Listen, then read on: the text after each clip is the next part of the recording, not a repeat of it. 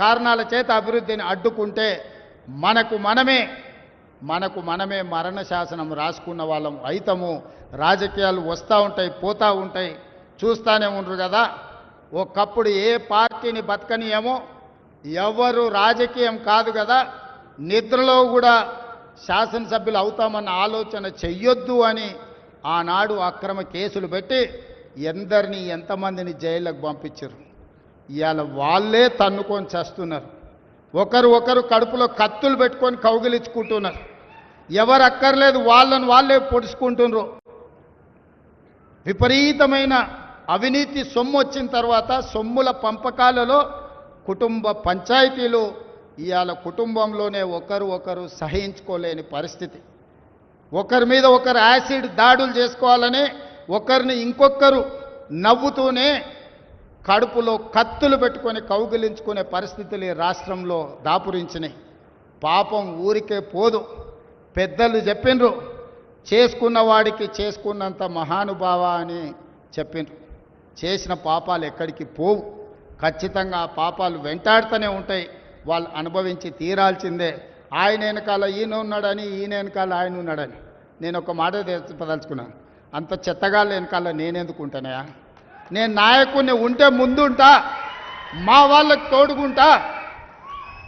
వాళ్ళ కుటుంబాలు వాళ్ళు కత్తులతో పొడుచుకొని హరీష్ రావు, సంతోష్ రావు వెనకాల రేవంత్ రెడ్డి ఉన్నాడు అని ఒకరంటే, లేదు కల్వకుంట్ల కవిత గారు వెనకాల రేవంత్ రెడ్డి ఉన్నాడని. మీరంతా దిక్కుమాల్లో అని తెలంగాణ ప్రజలు బండకేసి కొడితే మీ వెనకాల ఎవడన్నా బుద్ధున్నోడు ఉంటాడా? అన్నం తినవాడు ఎవడన్నా మీతోని ఉంటాడా?